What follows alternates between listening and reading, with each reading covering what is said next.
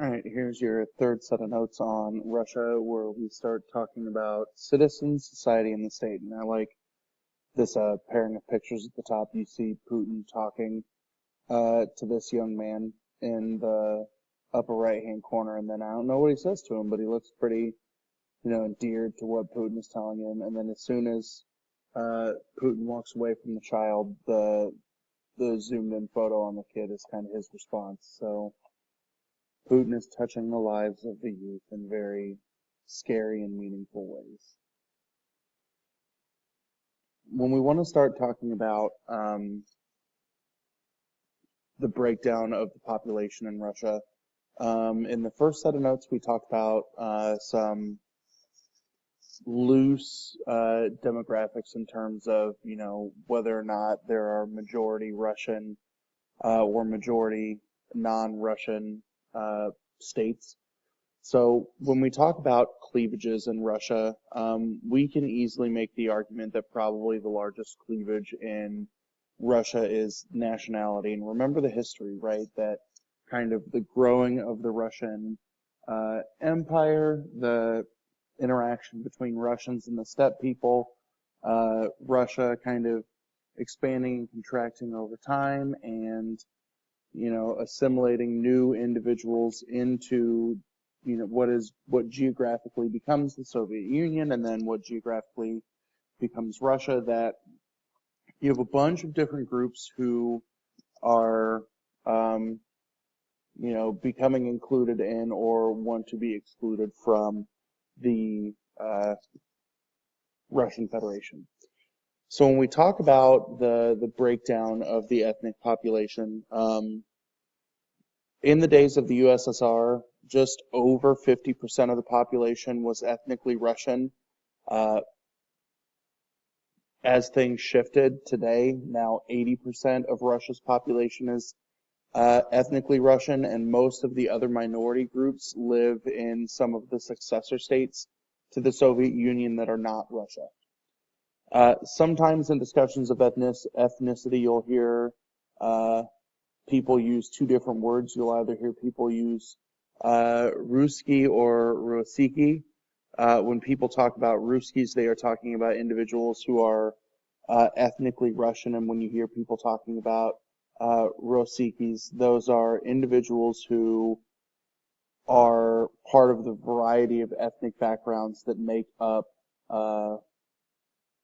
the Russian population today.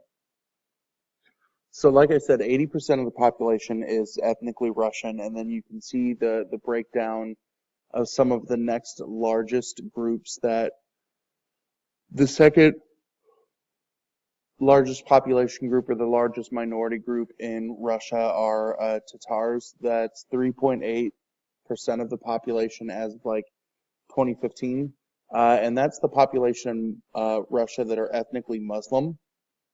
You have 2% Ukrainian, 1.2% Bashkir, 1.1% Chuvash, and then 12.1% are made up of other relatively small ethnic subgroupings that are distributed throughout Russia. Because of the structure of the federation, all the different, federal republics, the 85 kind of federal districts that exist, there tends to be a coinciding cleavage of nationality plus geographic region plus religion as well. So this will be something to kind of think of when we want to look at the relationship between a bunch of different states. Nationalism is a problem in Russia, especially ethno-nationalism, where we've seen Russian nationalists, kill a bunch of different immigrants at different times. So, for example, in 2006, at a primarily immigrant market, there were beheadings and kidnappings and a bombing at a immigrant marketplace. In 2010, there was a kind of racial riot that outbroke that there was a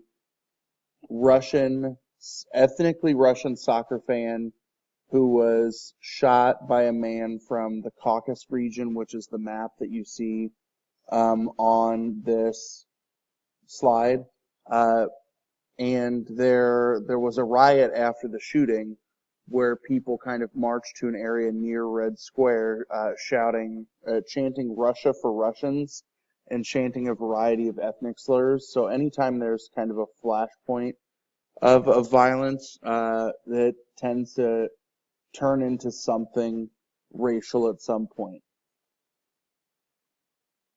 When we talk about Chechnya is probably the biggest example of an ethnic minority kind of federation state that wants to be independent and fully separate from Russia. And when we talk about a lot of these ethnic groups that tend to be, in their own geographic segment, some of them would like to have independence, but they're economically enticed to stay as part of Russia, that I think they feel at times like they have more economic benefit from staying and leaving. But Chechnya is a notable exception to that model, that Chechnya wants full-blown separation. Chechens have been involved in terrorist acts. For example, in 2004, Chechens invaded a school in southern Russia, and during their occupation, more than 350 people were killed. There was a shooting in a theater between elements of the Russian military and Chechen rebels and separatists. And it's just been kind of a hot mess, especially in the last 10 to 15 years. Where Russia is afraid is if Chechnya is able to show that they are strong, or Chechnya is able to declare some degree of independence, they are afraid that it will create a domino effect of other kind of ethno-separatist movements, or looking to see, further secession from Russia, kind of like what we saw at the collapse of the Soviet Union. So there was an attempt to kind of treat Chechnya kind of like the UK treated Scotland, not with an independence referendum, but a couple of years ago there was a vote for a new regional constitution, and what was promised before this vote is Putin went on television and said, if you vote in favor of this referendum, that Chechens would have special autonomy and broad control over its affairs in kind of a war-torn region. And it was kind of a double-edged sword, right? Because people are kind of voting on this promise of a little bit more autonomy. But what was kind of placed in the Constitution is the notion that Chechnya is an inseparable part of Russia. So people voted in favor of increased sovereignty, although, that vote to have a slightly more sovereign constitution kind of bound them to being, legally a core part of Russia. If you want to look at this map of ethnic groups kind of spread out, you can see pockets of different individuals. So you can see that it's broken down into Slavic individuals, Turkic individuals, folks from the Caucasus, and then other either Indo-European or groups from like the Ural or the Ural Mountain region. And you can kind of see that, there are pockets of ethnic Russians throughout. That's the predominantly red color. And then you do see some, groups of individuals who are kind of geographically clustered together based on nationality. Talking about religion as a social cleavage is interesting because Russia's kind of had a mixed history in terms of the role religion plays. If you remember the animated History of Russia video that we watched, you'll probably remember that the Russian Empire, when it was under the control of the Tsars, and like the Romanov dynasty, that they were heavily Orthodox Christian, and that the Tsar saw themselves as the spiritual head of the church, right? That they were the last kind of great defender of Orthodox Christianity after the fall of the Roman Empire. That's how they saw themselves. And then you have kind of the collapse of the role of religion during the Soviet Union, right? That the leaders of the Communist Party kind of clung to the Marxist message that religion is bad because it's the opiate of the masses, that religion is a distraction away from what the sovereign believes, and since it's your duty to have fidelity to the party and therefore fidelity to the state, kind of holding God to a higher role or higher position than party or state is something that is necessarily damaging to the regime. But you've seen kind of a shift back to a predominance of Orthodox Christianity, that most ethnic Russians identify themselves as Russian Orthodox or kind of non-religious, and this is kind of the post-revolutionary, post-Soviet Union history. When Putin took power in 2000, he kind of started reintegrating and reestablishing a little bit more prominence of the church. That once we hit around 2007 is where we see kind of this big push from Putin, where he reunifies with the Orthodox Church because he claims to be a believing president.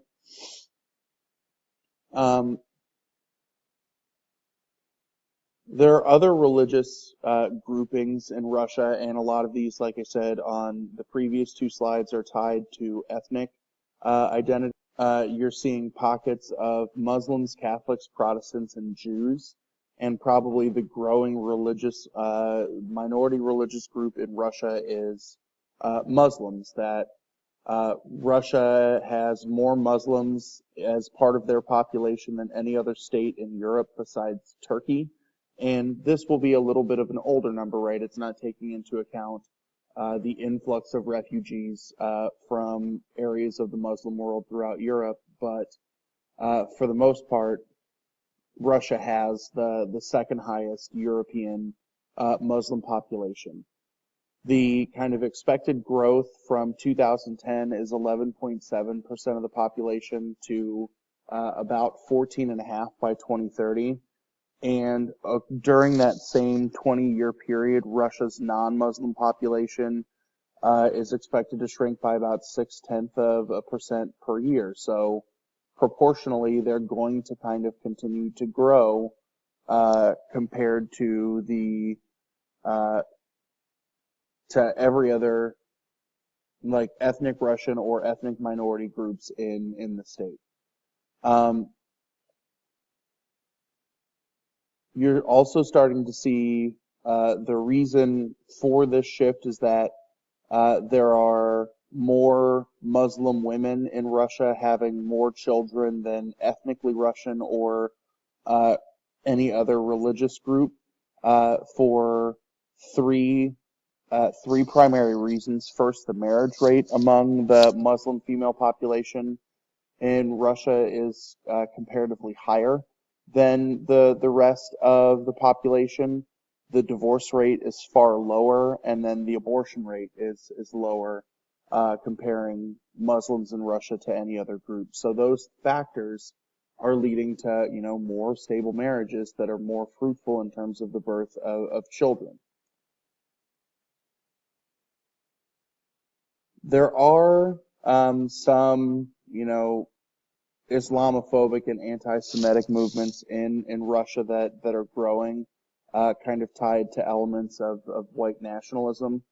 And a good example of this is 2013, that in 2013, as Russia was preparing for the Sochi Winter Games, that there started being crackdowns on Muslim populations for arbitrary reasons. That, for example, in one kind of big roundup in June of 2013, 300 Muslims were arrested in Moscow because they were afraid that they were going to incite violence or things like that. And according to Radio Free Europe, they were found with extremist literature and considered a threat.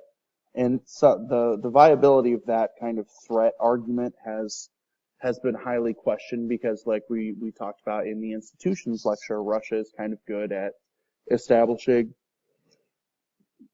show trials or evidence to implicate, people that they believe might be threats.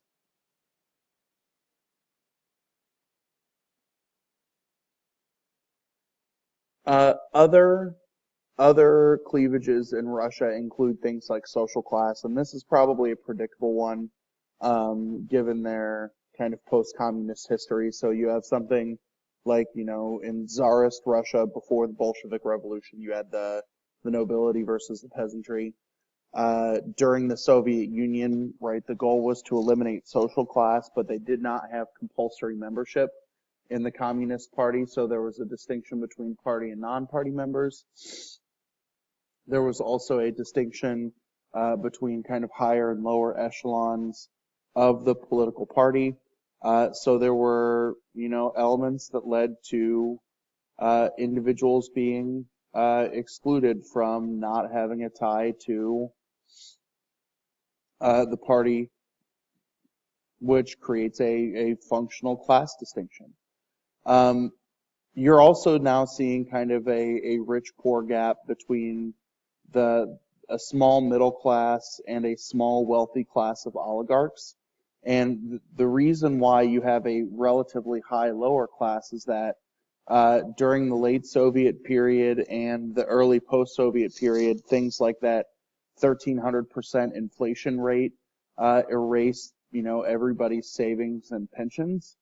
That there's not a lot of trickle-down prosperity, which is another reason why there's a disproportionate gap between the rich and the poor. There's also a rural-urban divide that, like I said in the first set of notes, 73% of the population lives in an urban area, primarily in Western Russia, and the folks who live there tend to be more educated, tend to be more in line with traditional Western values, and there leads to, forms of division between an East-West gap.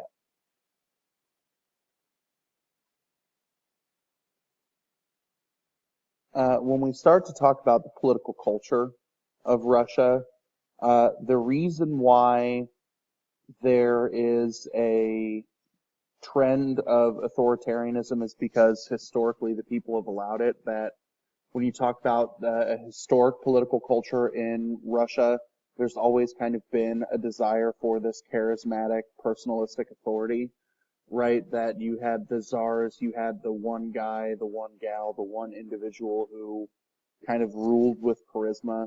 We talked about the interesting cast of characters that are very much a cult of personality throughout the revolutionary period, and then that's one of the things that we'll kind of focus on with Putin, how he kind of creates this kind of cult of personality that people follow the man regardless of the actions of the individual. There's also been long periods of highly centralized leadership from the Tsarist era into the control of the Communist Party, even into now. Given that those trends have existed, though, there's still relatively low levels of trust in government, and most of them feel alienated from the political system, right? During the Soviet era, about 7% of the population was part of the party, and that 7% of the population is where, like, the nomenclatura list functioned to select individuals from. There are elements of that kind of political nepotism that exists now. So people still see themselves more as subjects rather than participants, which is also why Russia still kind of trends towards being an illiberal democracy. There's a kind of belief in statism in Russia that, given kind of the bureaucratic reachings into everyday life from the Communist Party to now, people expect the state to take a highly active role in their life. but they still don't trust their leaders, even though there's a degree of expectation or dependence of large state action. So we see people kind of push for a notion of collectivism, that, they think they should be on equal footing and they distrust those who get ahead. And it's kind of like the phenomenon of like social quiz shows, or like Who Wants to Be a Millionaire, where people might sit in the audience and shout out incorrect answers when the audience is kind of asked for help. So contestants won't win, so they won't get further ahead of anybody else. And then above all, there's kind of this strong expectation of order or stability, which is one of the reasons why Russians tend to accept degrees of authoritarianism, that even at the expense of, civil rights, civil liberties that we kind of expect here in the United States, they are willing to trade some of those off for higher levels of order. I'm going to go ahead and cut the video into two parts here, since my next class is about to begin. So I'll pick up this last set of thoughts on kind of political culture and participation in about an hour.